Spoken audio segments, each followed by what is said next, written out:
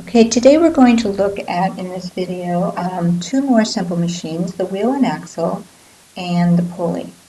A wheel and axle, remember, is just another type of lever, where the wheel is the lever arm and it's fixed to a shaft, and we call that shaft the axle.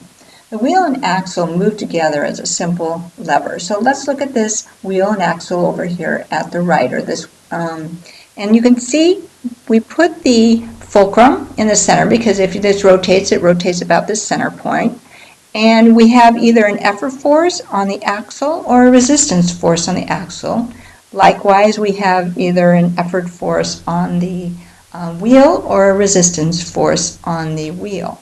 So you can see that we have one of the three different types of simple levers that we talked about, the different class of levers that we talked about in the last video. We either have a second class or a third class lever. So if we look at our car, just our general car, then we have a wheel and axle where the axle drives the wheel. So the axle applies the effort force, and then the wheel applies the resistance force. So in this case, we have the effort force is going to be here, this pink one, and our resistance force is going to be this blue force over here. So if you recall, when you have the effort force between the fulcrum and the resistance force, we have a third class lever.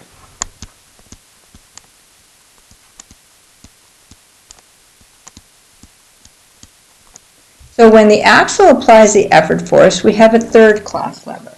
Now if you look at like a steering wheel or some type of dial or knob, in those examples, the wheel itself is applying the effort force, and that's what you turn, and then the resistance is going to be applied to the axle. So looking again at the system at right, the effort's going to be this blue force out here, and the resistance is going to be this pink force in here. So the type of lever, or the class of lever that we have when the resistance is between the fulcrum and effort, is a second class lever. So when the wheel applies the effort force, we have a second class lever.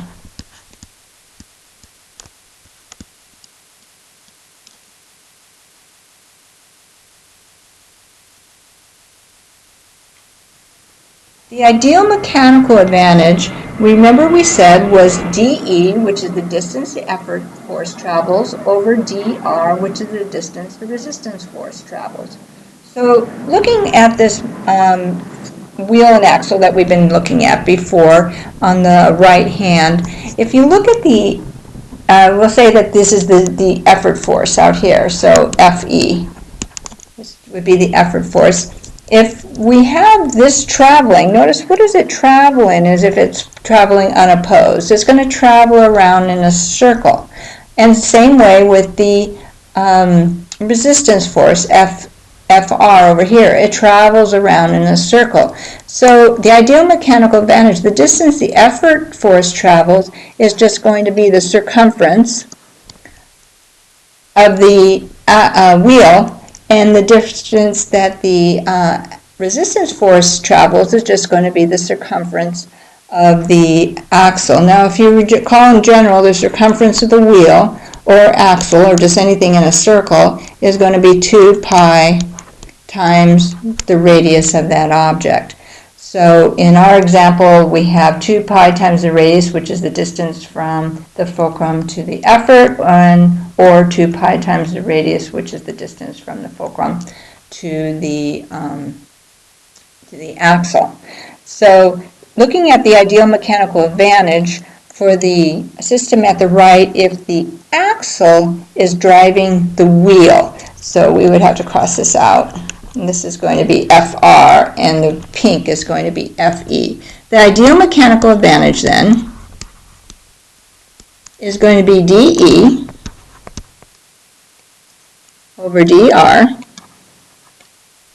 and dE in this case is going to be 6 divided by 2, because 6 is the diameter of the axle, so we have to take half of that, And dr is going to be 20 divided by 2 because the 20 is the diameter of the wheel. So if we do the calculations on that, 6 divided by 2 is 3, and 20 divided by 2 is 10, and 3 divided by 10 is 0.3. And so notice the ideal mechanical advantage is less than 1, which is what you would expect for a third-class lever. Now, if the wheel is driving the axle, then the blue force would be the Fe, and the pink force would be the Fr. So the ideal mechanical advantage, in this case, is dE would be this length right here, which is 20 divided by 2.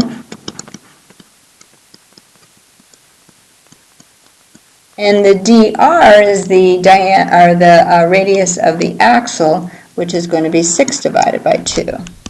So we end up with 10 over 3, just the reciprocal of what we had before, which is 3.33.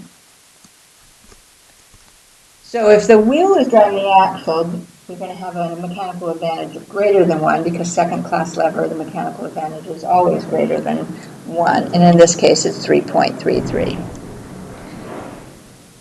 The actual mechanical advantage is what we actually measure when, as opposed to a calculation. So what did we measure when we had a 200-pound effort force or resistance force, and we ended up with a 70-pound effort or resistance force? So the actual mechanical advantage is the measured forces. It's Fr, the force of the resistance, divided by Fe, the force of the effort. So if we look at the system at right, where the wheel is driving the axle. So the wheel is driving the axle. So our Fr in this case is going to be 200. So the actual mechanical advantage is going to be the resistance force over the effort force. And we're going to have 200 divided by 70, which is equal to, if I do the calculations, 2.86. Now we figured out earlier the ideal mechanical advantage we said was 3.33. That's what we calculated before when the wheel was driving the axle. So if we want to look at the efficiency, remember efficiency is equal to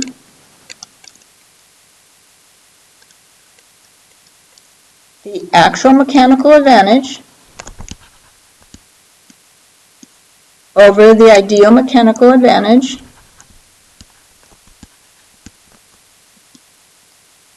times 100.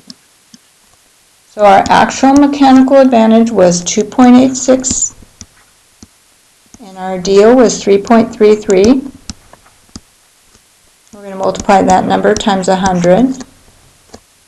And we're going to do the math on this, and we come up with 85.9%. Okay, so we have an efficiency of about 86%. Once again, that's fairly good. And as we've said before, there's never going to be efficiency of 100%. So there's always going to be some types of system devices have to be taken into account, such as friction or wind or something that is going to cause your efficiency to go down. So 85 or 86% is actually a pretty good efficiency for a simple machine. A pulley, which is our next type of simple machine, is also a lever. It's a lever and it consists of a wheel. Remember we said a wheel is basically a moving lever with a groove in its rim, and it's used to change the direction or magnitude of a force and exerted by a rope or cable. So the rope wraps around this wheel system here, and on one side you have some kind of load. That would be our FR, and on the other side we would need to pull or hold it with some kind of force, our effort force, in order to keep it either in static equilibrium or to cause this object to move upward. Now we have two different types of levers when we're calculating the ideal mechanical advantage. We have a fixed pulley, like this one over on right, where the pulley actually is attached to some fixed object, and so it doesn't move. And if you think about this, notice what type of lever we have. We have a fulcrum in the center, and we have a force on each end. And if you look at this, if I have 10 pounds worth of load, I'm going to need a 10-pound worth of force in order to keep this in static equilibrium. So the ideal mechanical advantage for this system right here is going to be 1. So you actually have to apply the same amount of effort as you have resistance.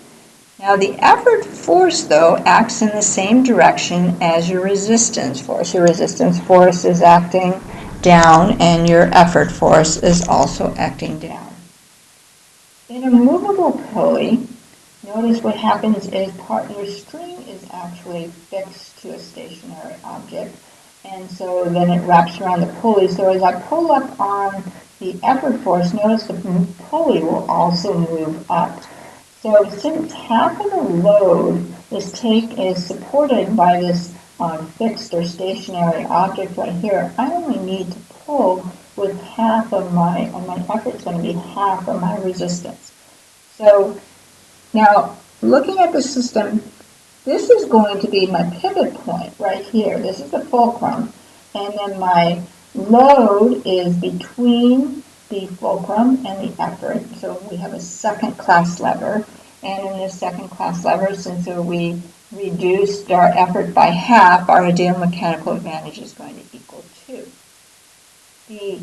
For the movable pulley, the effort force and the resistance force, so here's the resistance force and here's the effort force, are in opposite directions. And what we can do is we can put these types of pulleys together, and we call these block and tackles. Okay, so we have a block and tackle, which is pulleys in combinations. And with any type you have simple machines in combinations, we call that a compound machine. When you calculate the mechanical advantage of a compound machine, you take the mechanical advantage of each machine and you multiply it together. So remember we said that these fixed pulleys are first-class levers with mechanical advantage of 1, and these movable pulleys are second-class levers with mechanical advantage of 2. So looking at the system over here on the right, we have pulley A, which is a fixed pulley. Pulley B is attached to A, and so since this is fixed and not moving, pulley B is not going to move as well, so it's a fixed pulley. Pulley C is a movable pulley, and pulley D, which is attached to C, is also a movable pulley, because if C moves, D is going to move as well. So let's calculate what the mechanical advantage is for this block and tackle system. So mechanical advantage for A, fixed pulley, is 1. Mechanical advantage for B is also a fixed pulley, so its mechanical advantage is 1. Mechanical advantage for C, a movable pulley, is 2, and for D it is also 2. So to calculate our total mechanical advantage, we're going to multiply together all the mechanical advantages. So we have 1 times 2 times 2. So the mechanical advantage for this block and tackle system is going to equal 4.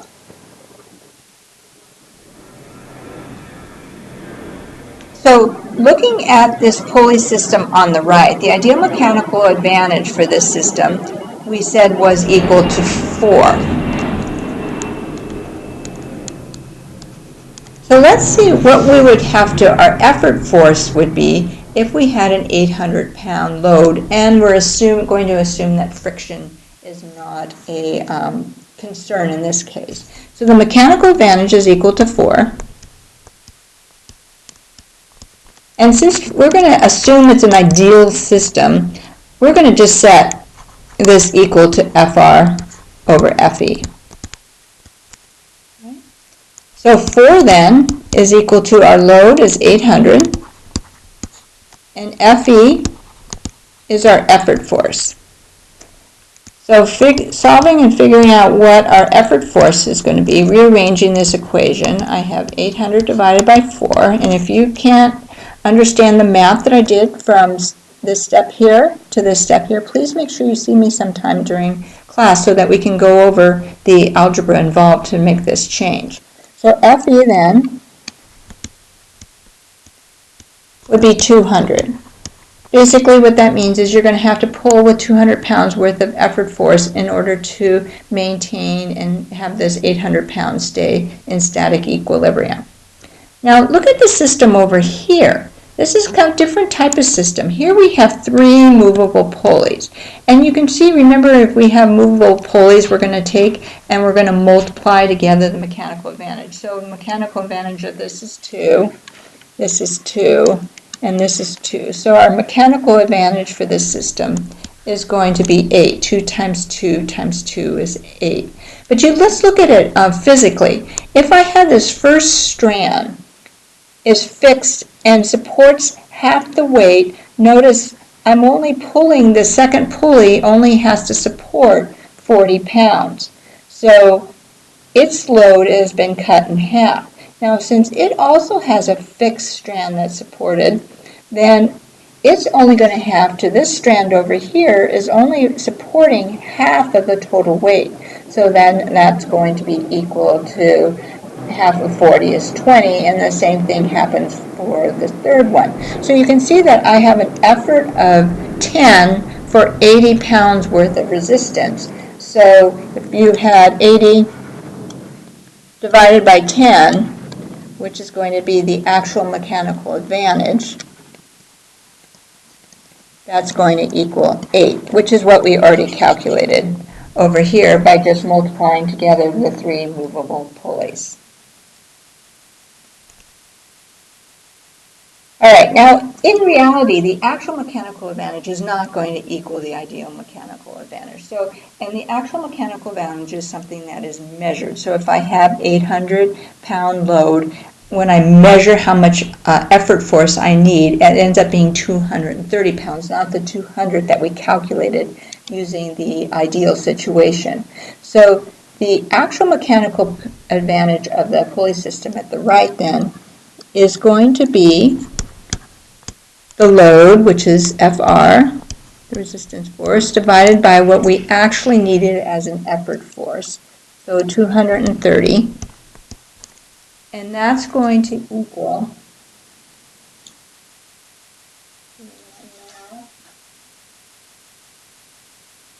3.48. So the actual mechanical advantage was 3.48. We said that the ideal mechanical advantage for this one was 4. So we calculate the efficiency. I'm going to abbreviate efficiency in this case. Remember, it's the actual mechanical advantage divided by the ideal mechanical advantage times 100. And so that would be 3.48 divided by 4 times 100, which is approximately equal to 87. So it would be 87%. All right, so the efficiency for this pulley system is 87%. Once again, remember the efficiency can never be 100%, and 87% is actually fairly good. Okay, one thing that's really critical is to remember is that when we looked at that movable pulley system, we gave it an ideal mechanical advantage of 2. In that instance, when we did that, we made the assumption that the effort force was directly opposite of the resistance force. So the forces themselves are parallel to each other. If they're not, if they're at some type of angle where here is your effort, your resistance force here, and this is your effort force at pulling at some type of angle, in this situation, you're going to have to take into consideration trigonometry in order to calculate the ideal mechanical advantage. And we're not going to do that right now. We'll do that later on in the year. So it's really critical that when you are creating your systems, that you set it up so that your effort force will be in parallel with the resistance force that you have. So if you actually have a system where the weight's just hanging down, you have to pull directly up. You try not to pull it at any type of angle. So that's all we have today for wheel and axles and pulley systems.